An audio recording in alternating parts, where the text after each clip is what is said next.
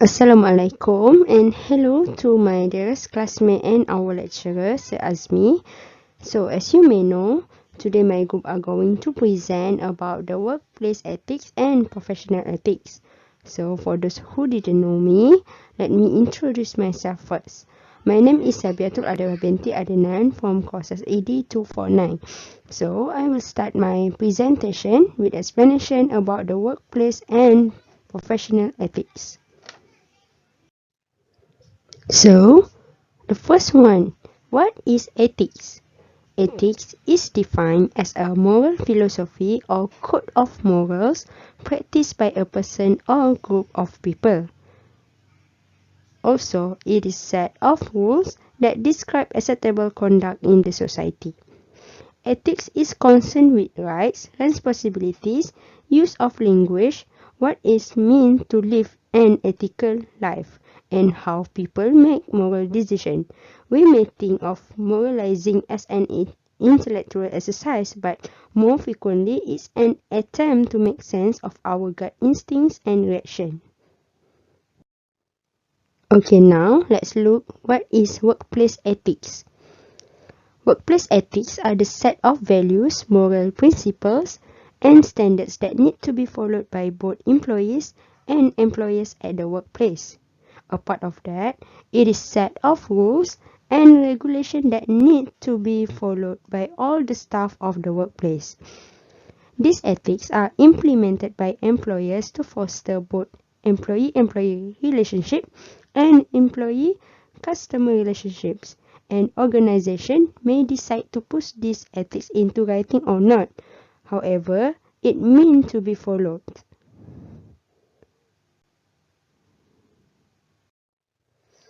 There are two types of behavior in the workplace ethic, which is ethical behavior and unethical behavior.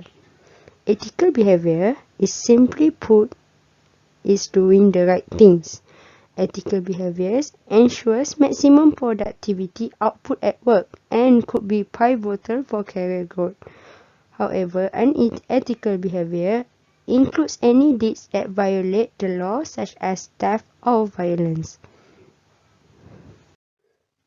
Alright, next is the example of workplace ethic. It's also known as ethical behavior. Okay, the first one is reliability. Reliability isn't just about finishing what you have been told to do in a timely manner. More often than not, it also refers to your ability to manage your workload and know when to say no or when to ask for help. It means that both the team and your manager can rely on you to manage your workload and deliver for the business to the best of your ability. And the second one is discipline. Discipline is an essential part of showing a good work ethic. Highly disciplined employees show determination and commitment to the job. They strive to meet or exceed expectations and seek opportunities to learn new skills and improve their performance. Next, cooperation. Cooperation means to work together to achieve a common goal. In the workplace, this means a healthy environment in which employees work side by side to achieve both personal and organizational objectives. They must work with others instead of against each other to be productive. The fourth one is integrity. If you are known for your integrity, you will gain trust and respect from the people around you. Integrity is not just important on a personal level, it is also vitally important at a workplace level. Organizations known for their integrity perform better. Last but not least, the last example is responsibility. It is important for employees to always take responsibility for decisions made both individually and in a team. This is in fact a leadership trait that every employee who is looking to take up a managerial position in the future should exhibit. Therefore, why does workplace ethics matter in human life? Okay, the first one, because it engages positive relationship in workplace. Next is ensures management guides and mentors their employees well. And the last one, workplace ethics protect company assets. Okay, let's jump into professional ethics. What is actually professional ethics? Professional ethics are principles that govern the behavior of a person or group in a business environment. Professional ethics provide rules on how a person should act towards other people and institutions in such an environment. Professional ethics seeks to ensure that the professions follow the positive paths established in each society that implies compliance with values. Okay, last but not least is how to develop professional ethics. Okay, the first one, you should aim high in productivity and quality of work.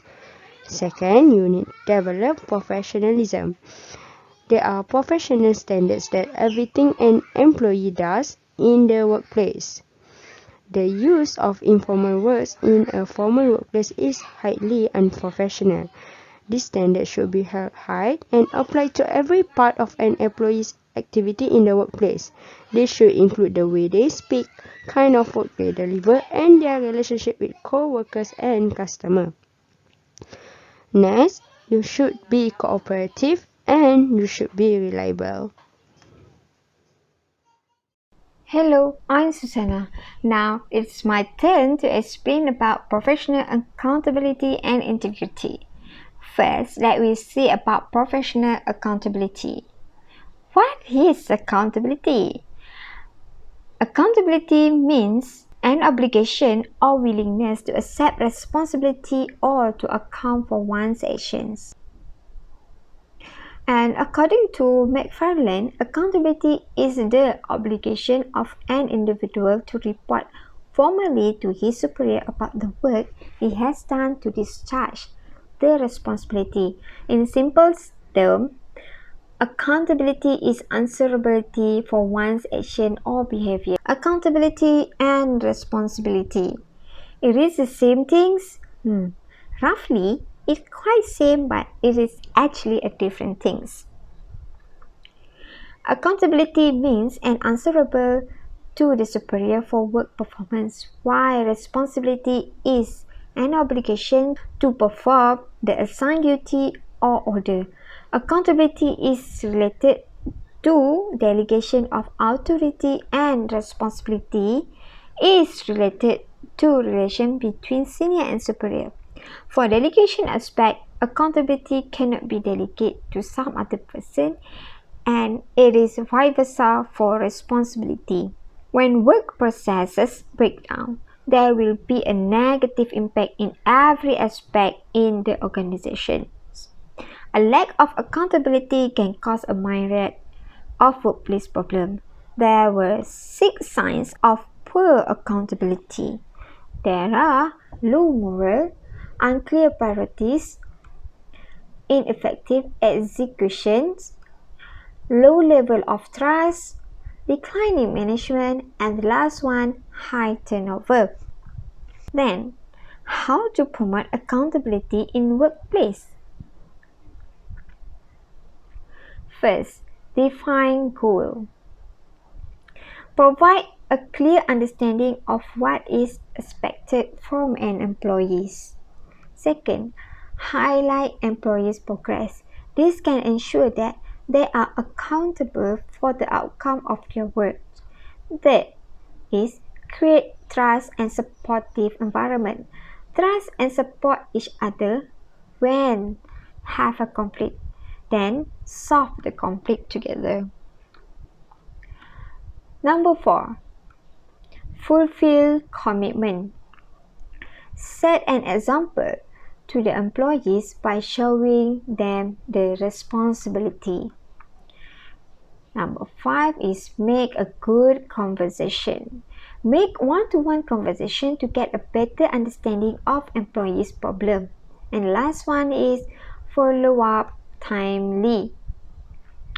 This will boost employees' work performance and increase employees' engagement. A teacher having professional accountability is concerned with student harmonious development, community, their professions, humanity, and national development. So, how to measure teachers' accountability? The first one is standardized testing. Standardized testing is by given the same question, time, and tests. Second is high qualified teachers. Teachers need to have a highly training to be educated and to face the students. Third one is teachers evaluation system. In this system, they need to consider their professionalism, instructional method, classroom management, and competency on the subject matter. And this is some effective accountability system for teachers. First is provide a target for student and school effort. Second, be symmetrical, which means whatever the teacher is decide to plan, it must be correspondent. The third is fairness in all aspects. This means when the teacher want to make a decision or any decision, the teacher needs to avoid a bias, especially they need to put aside their emotion when doing the decision making. Okay, now let me say the second subtopic, which is professional integrity. Professional integrity can be defined as the practice of maintaining appropriate ethical behavior. It is the practice of showing strong adherence to moral and ethical principles and values such as honesty, honor, dependability, and trustworthiness. There are three forms of integrity, which are: first, internal integrity. Internal integrity is about being able to do the right things even if no one is looking and even if you will receive absolutely no credit for doing so. Second is external integrity. External integrity is what you show to other people. You have high external integrity when your actions are consistent with your thought and what you are saying. The third one is image integrity. Image integrity is similar to external integrity. This is the image of your integrity. Image integrity refers to what you do to protect your image of integrity, your reputation as a person of integrity. So, why integrity at the workplace is important? Integrity in the workplace is so important as this trait fosters a positive workplace culture. Integrity is an essential trait that employers high value. It promotes a professional culture in which individuals can depend on one another and treat each other with respect. As a result, people are typically more productive and motivated at work. So, integrity in workplace will have dedicated employees, satisfied customers, and solid profit margin. Here, I will explain to you 5 ways to demonstrating integrity in workplace. Number 1, build trusting and respectful relationship. So, in the workplace, it needs to having polite communication, respect the colleagues' thought and ideas, and continuously working on relationship as a team. Second, demonstrate responsible behavior. This includes avoiding using the company's equipment or resources for personal use, striving to complete the task given before deadline, and showing enthusiasm and commitment toward works. The third one is work diligently. Show the responsibility during working time by focusing on job responsibility. While working, Show the colleges, manager, and even customers that you have a strong work ethic. Number 4, admit to and learn from mistake. It is common to make a mistake during working. The worker should admit the mistake without putting the blame on someone else and willing to correct and learn from the mistake. And the last one is follow company's policy. Policies are designed to guide workers as the best practice. So, as a teachers, they need to maintain their professional integrity. Then, how to maintain their professional integrity? As a teacher, first, learn how to speak and listen. Why? As a teacher, they need to learn to speak and listen. This is because learn to speak correctly is to ensure the student actively listen to the teachers. And the teachers need to learn to listen to the student's concern. Being genuine to the student will gain their respect along with engaging during teaching, as teachers guide them to achieve to their potential. Second is support students to do better. As a teacher, show to the student that their teacher care enough to cherish them to do better in their education regardless of their achievement. And the last one is ensuring rule apply to all students. The teacher need to treat students equally regardless of age, gender, ethnicity, and belief in socioeconomic status or spatial orientations. And that's all from me. I will pass this presentation to the next presenter. Hello everyone, my name is Ain and now I will continue to the next part, which is issues in integrity and works ethics concerning teaching profession. Teachers are the greatest asset of any education system. They are accepted as the backbone of education system. In the world of teaching, teachers cannot escape from being bound by the code of ethics of the teaching profession, which is the main guide for teachers in becoming a role model to students. However, now there are many problems involving teachers violating the teaching code of ethics, which has caused chaos in the community. Some of the examples of ethical issues in teaching professions are faking the medical certificates, inappropriate punishment towards students, and sexual harassment. Issue number 1. Faking medical certificate. This happened probably because of the workload and stress as a teacher, or toxic workplace culture where the teachers find it difficult to work due to the negativity that exists in the workplace. For example, poor leadership, no teamwork, or lack of communication. And ways to overcome it. First, the school administrator should only accept the original copy of the medical certificate. If the teachers are genuinely unwell, find the root cause of their problem and motivate them to curb their behavior before it worsens. Also, the school can organize a fitness program for teachers.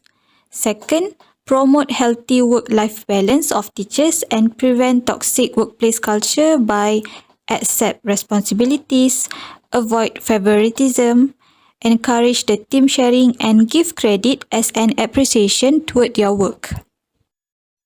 Next, issues on inappropriate punishment towards students, as you can see in the picture, where in the clip, the teacher was seen shoving the child and seemingly kicking him, then picking him up before shoving him again in front of the other kid in the classroom. She was also heard shouting at the child. The rest of the kids were seen standing around, observing the incident in shocked silence. The second issue is inappropriate punishment towards students. Punishment in the classroom is as a means to help control the environment so that those students who wish to do well in school have the opportunity to do so in a classroom that is effective for learning.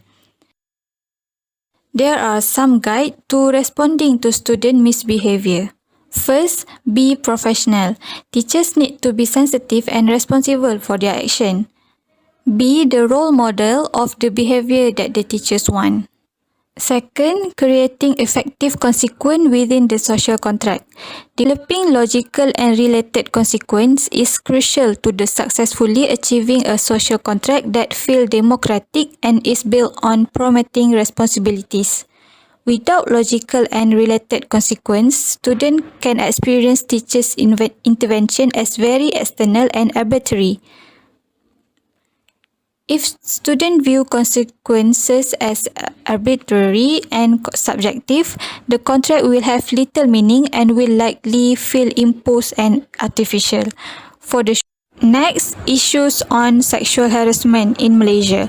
On 17 April 2021, a 17-year-old girl student had alleged that a male student made joke about rape during physical and health education class at her school in Selangor. She said the inappropriate remarks were made while students were discussing sexual harassment during the lesson, as you can see in the picture. The third issue is sexual harassment. Sexual harassment is any unwelcome sexually determined behavior, whether by words or actions. School systems have a responsibility to ensure that each student can attend school in a safe environment. So, the ways to overcome sexual harassment in school are: first, make the elimination of sexual harassment as a top priority. Empower teachers to take a stand against inappropriate name-calling and sexual comments. Second, teach students how to deal with harassment. Students must learn to be assertive and establish strong personal boundaries. They must tell their classmates to stop when their behavior is offensive and inappropriate. Third, educate students about sexual harassment. Students must be taught the difference between friendly teasing and bullying, between flirting and harassment. Behavior expectation must be clearly defined and explained. Fair and consistent consequence needs to be outlined and reinforced.